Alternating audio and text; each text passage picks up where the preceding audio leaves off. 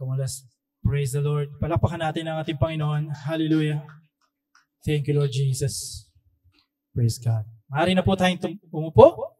Ayan. And welcome sa ating pong Church 211 Ministries. Ayan. Excited ba kayo na marinig ang salita ng Panginoon? Amen. Dapat lang kasi isang linggo rin, no? Kung maaaring iba sa atin, hindi araw-araw nagbabasa ng Biblia, talagang dapat lagi tayong uhaw na marinig ang salita ng Panginoon dahil yan nga po ang isa sa mga pinaka-importanting bagay sa mundong ito. That Jesus declared that the man should not live by bread alone, but by every word that comes from the mouth of God. Amen?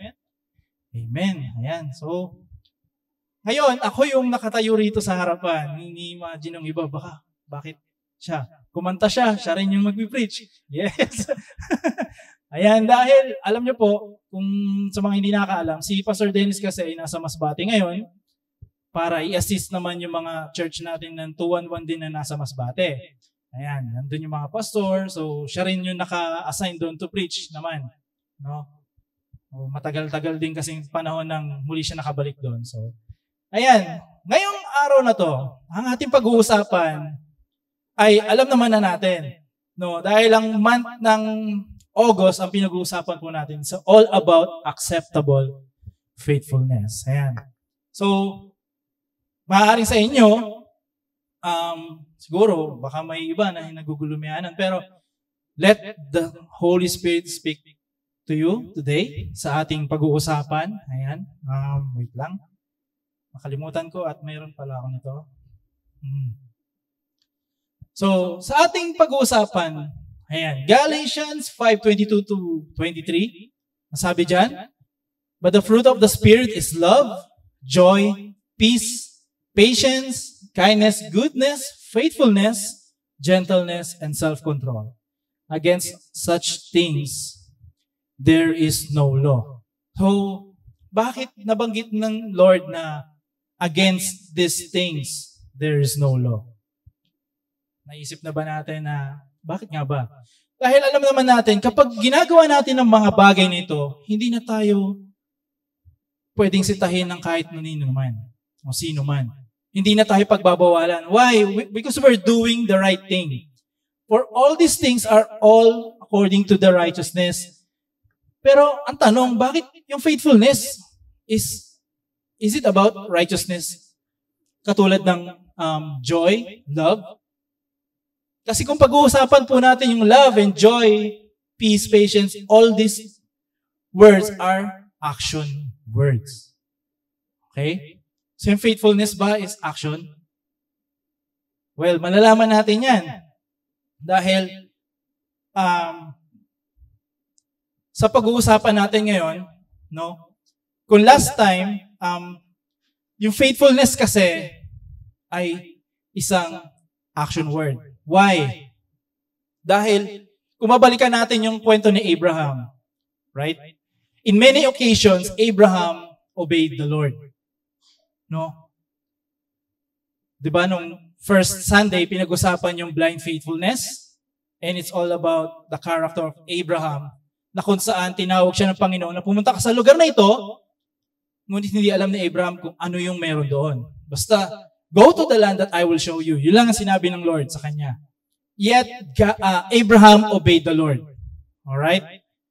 And at the same, sa Genesis pa rin, si Abraham, hindi lang yun yung scenario na kung saan nag-obey si Abraham. Si Abraham din ay nag-obey wherein inutusan siya ni God na what? I-offer si Isaac. And then Abraham obeyed God without question, no? Hindi naman siya nagreklamo, no? Why? Because we know that Abraham is what? Napakatagal bago siya nagkaanak. Right? Abraham and Sarah. And then suddenly si Lord magsasabi na, Abraham, dali mo sa Isaac sa bundok at ialay mo sa akin. Pero napansin natin sa story na hindi kailanman nagreklamo si Abraham. He obeyed the Lord. No? And meron pa. Abraham din and Lot. Kung matatandaan niyo yung Sodom and Gomorrah, Inutusan si Abraham pumunta ng Sodom and Gomorrah. Para what? Di ba? Kunin din si Lot.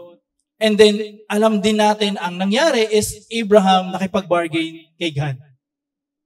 Kasi sinabi niya, what if kung may 50 righteous dito, gugunawin mo ba itong lugar na to? No? Sabi ni Lord, syempre hindi. Pero what if 40 until mapunta sa 10, di ba? Tinanong ni Abraham, and yet, sabi ni Lord, hindi ko gugunawin yan kung meron dyan righteous sa lugar ng Sodom and Gomorrah. And yet, alam naman natin yung story. Nagunaw talaga yon and nakaligtas lang si Abraham, si Lot. So, dito, mapapansin natin sa Genesis 15 verse 6, bakit yung faithfulness tinuring na righteousness kay God? Kasi Abraham believed the Lord. And the Lord counted it to him as righteousness because of his faith.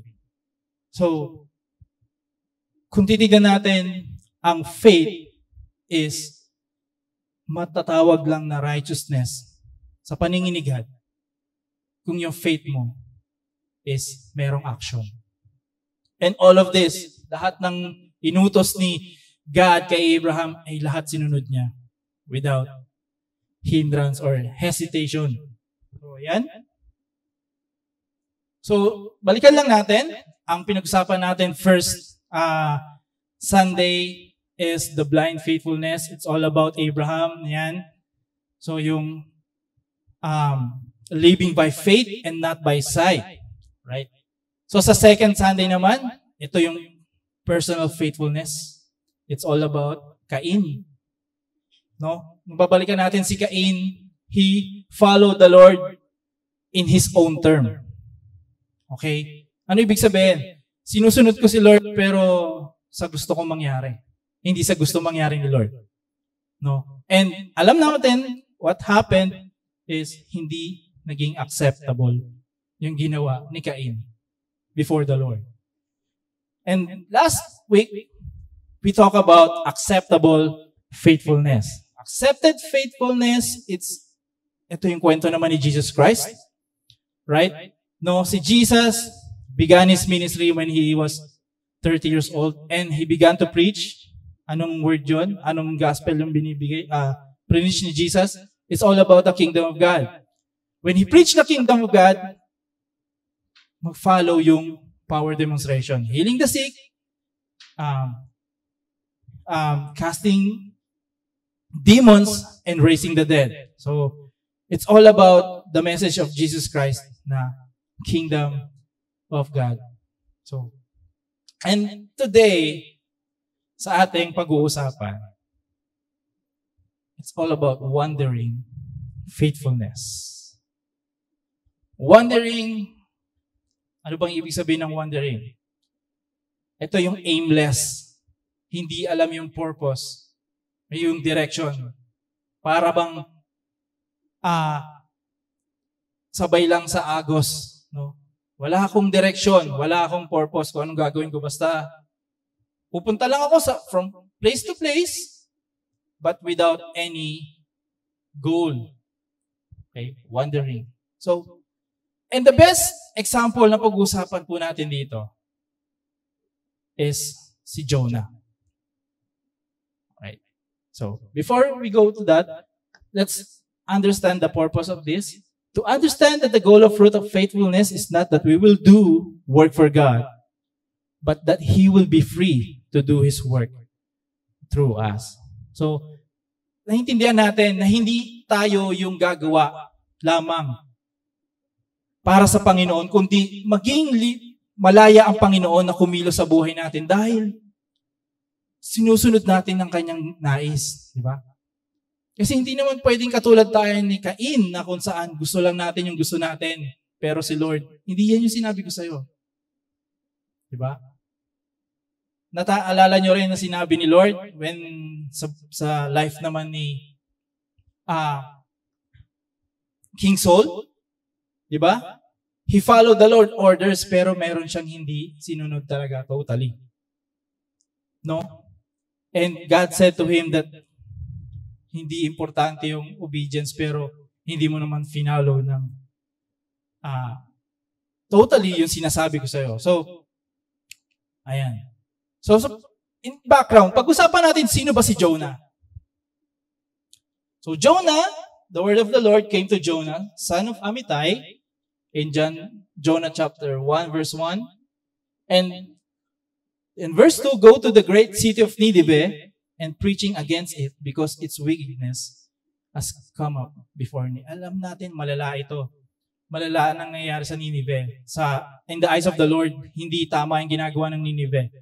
So, bakit si Jonah? Si Jonah kasi is anak ni Amittai, isang ring prophet. So, ang linya ni Jonah is puro prophet. Hindi nyo ba napapansin? Or are you wondering, nag-wonder ba kayo na bakit? Sa panahon, from generations to generations, since the beginning, iilan lamang yung prophet sa Bible. And yung mga prophet ang dinadala ni Lord para i-declare yung message niya sa nation o sa isang lugar. Right? And dito, pansinin natin na si Jonah. So what happened to Jonah? Alam natin na madidiscover natin na hindi niya finalo si Lord. Pero dito sa 2 Kings, sinabi na, he was the one who restored the boundaries of Israel from Lebo Hamath to the Sea of the Arabah in accordance with the word of the Lord, the God of Israel, spoken through his servant Jonah, son of Amittai, the prophet from God. Heper. So, Jonah is a prophet, and siya ang tinawag ng Panginoon to deliver the message sa Nineveh, yet, Jonah hindi sinunod si Lord. Jonah chose to live a purposeless life. A purposeless life. Ayan. Kung titignan natin, nung tinawag ni God si Jonah to go to Nineveh, hindi niya finalo si Lord, and yet, ibang direksyon ang pinuntahan ni Jonah. Kung saan siya nagpupunta until pinag-uusapan na pumunta siya sa isang barko kung saan iniiwasan niya ang will ni Lord para sa Nineveh through him. So sa ating pag-uusapan, ang first point natin is wandering faith is a distrust to God's perfect plan. So in Jonah chapter 1 verse 3, but Jonah ran away from the Lord and headed for Tarshish. He went down to Joppa, where he found a ship bound to that port. After paying the fare, he went aboard and sailed for Tarshish to flee from the Lord. So, very clear naman dyan na he ran away. Hindi niya sinunod yung nais ng Panginoon para sa kanya to preach sa Nineveh.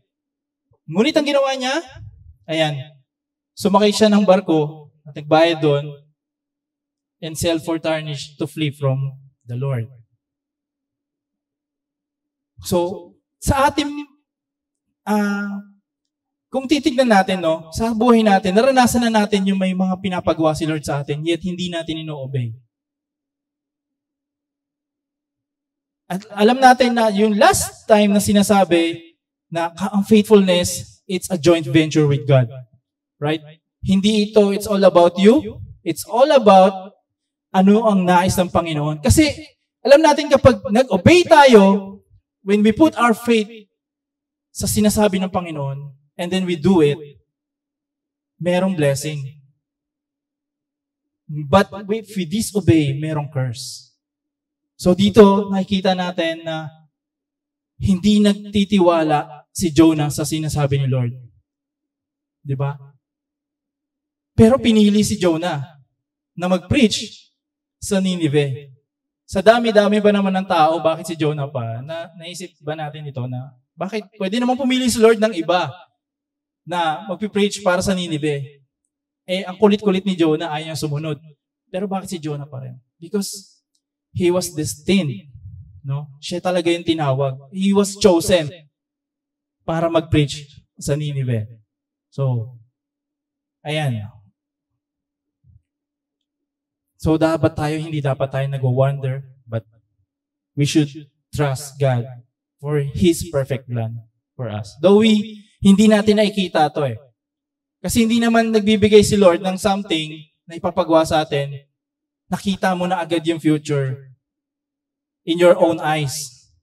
Pero si Lord, alam niya yon. Ang tanging ang nais lang ng Panginoon sa atin, sumunod. Diba? Kasi hindi naman tayo nilikha ni Lord na parang robot, na kung saan pag inutusan niya, sunod ka lang ng sunod. Pag di kanya sinabihan na huwag mong gawin yan, titigil ka. Hindi tayo ganun eh. Meron tayong free will. No? Matigas ang ulo natin. Matigas talaga ang ulo ng tao. But God is good for us and He's still faithful. So, ayan. So, sa ating point number 2 naman, wandering faith is an invitation to a destructive force. So, sa point number A, you will pay on your own. And dito, Jonah ran away from the Lord and headed for Tarshish. He went down to Joppa, where he found a ship bound for that port. After paying the fare, he went aboard and sailed for Tarshish to flee from the Lord. No?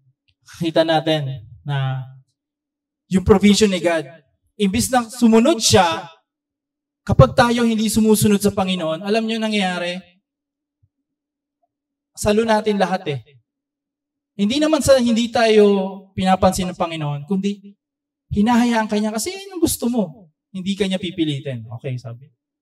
Ang kulit na ito ni Jonah. Ayaw sumunod sa akin. O sige, hayaan kita. And nakita dyan na si Jonah in his own, siya yung nagbayad. Pero kung titignan natin kung sinunod niya si Lord, hindi niya na kailangan gawin yan. Because God will provide. Okay? So, ayan. So point number 2 natin sa, you are inviting calamity. So, sa Jonah chapter 1 verse 4, then the Lord sent a great wind on the sea, and such a violent storm arose that the ship threatened to break up. No. Nakita natin yung disobedience ni Jonah. God can do something beyond our imagination kapag tayo hindi sumusunod sa sinasabi niya. Sometimes, sa ating buhay, may mga bagay na nasa taas ka. Masaya ka, and yet nakalimutan mong magpasalamat, magbigay ng papuri sa Panginoon. Nakalimutan mo nang mag-follow kay Lord daily until such time, bumaba ka ulit.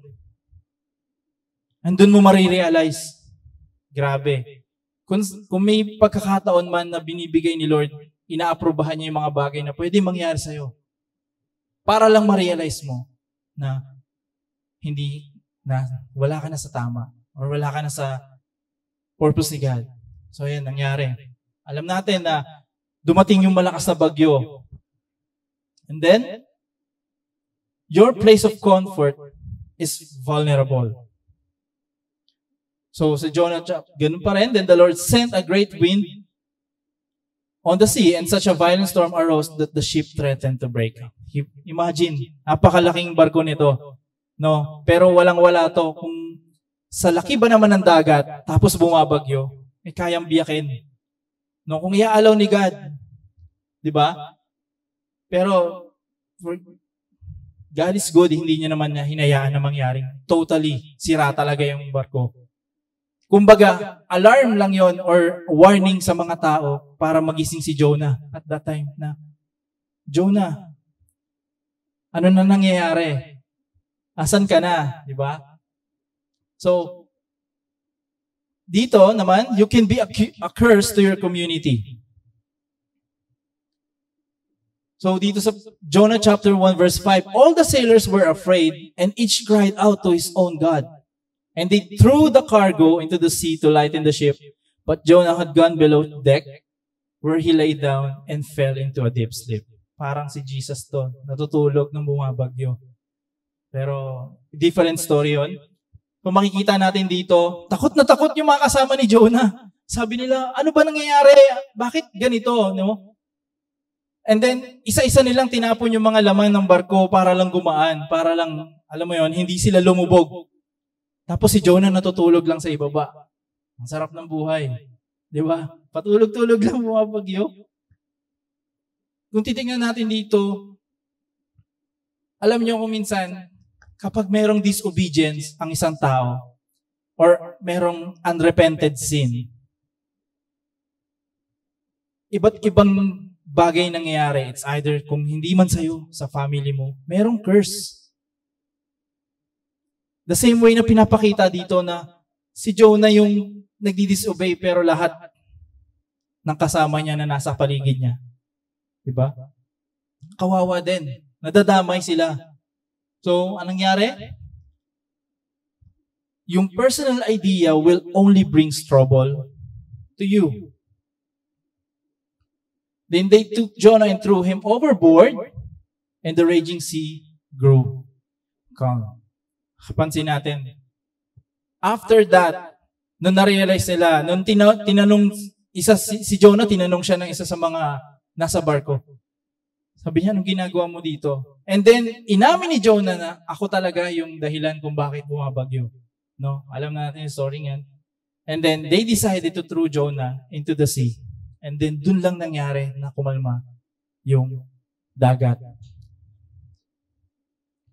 So, nangyari dito. Si Jonah lang talaga yung may kasalanan.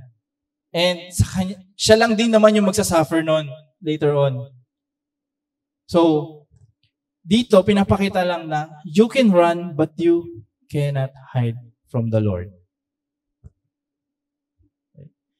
So, but the Lord provided a great fish to swallow Jonah. And Jonah was inside the fish 3 days and 3 nights. Imagine yung napakadilim.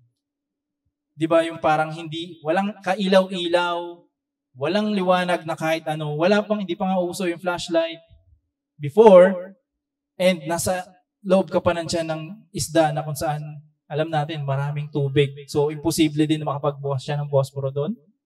Napakadilim sa 3 araw na yon. Even nung maaraw, hindi makakita si Jonah. Yet,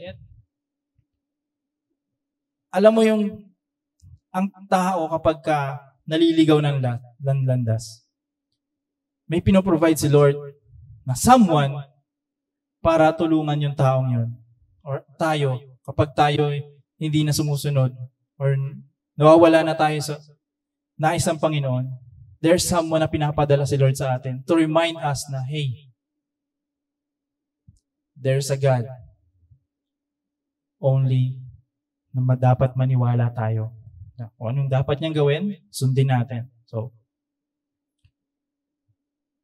sa atin lang, kung titignan natin yung buhay ni Jonah, tinawag siya as a prophet to preach to Nineveh. And yet, hindi niya sinunod si God. At nagkosto ng trouble sa lahat ng pinunta ni Jonah sa mga kasama niya. And then afterwards, Jonah realized, kailangan ko talagang gawin. No? Kasi, di ba, pinag-aralan din natin, ang faith ay may kaakibat na calling. So sa panahon natin ngayon, yung faith ba natin is just like, paminsan-minsan lang may faith tayo kay Lord kapag ba nangangailangan na tayo? Or continuous yung faith natin even kahit hindi okay yung nangyari sa buhay natin? Why? Because sabi dito sa James chapter 1 verse 2 to 4, dear brothers and sisters, when troubles of any kind comes your way, consider it an opportunity for great joy.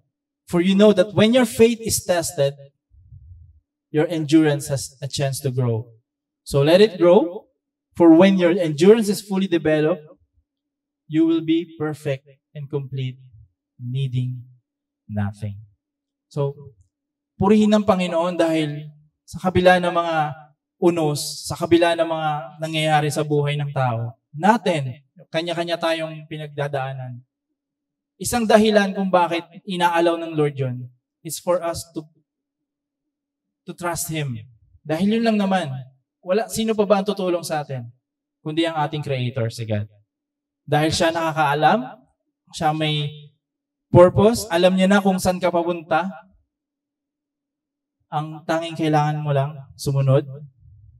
Wala namang binigay si Lord sa mundong ito na lahat puro okay. No? Lahat talaga tayo may pagdadaanan. Even sa mga character sa Bible, nakita natin na hindi naging madali ang buhay. Di ba? Hindi naman puro saya, hindi naman puro ligaya lang yung naramdaman nila, kundi meron din paghihirap.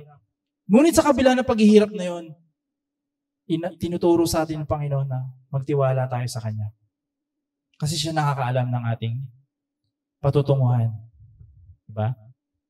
So, sa ating pagtatapos, ito lang yung question.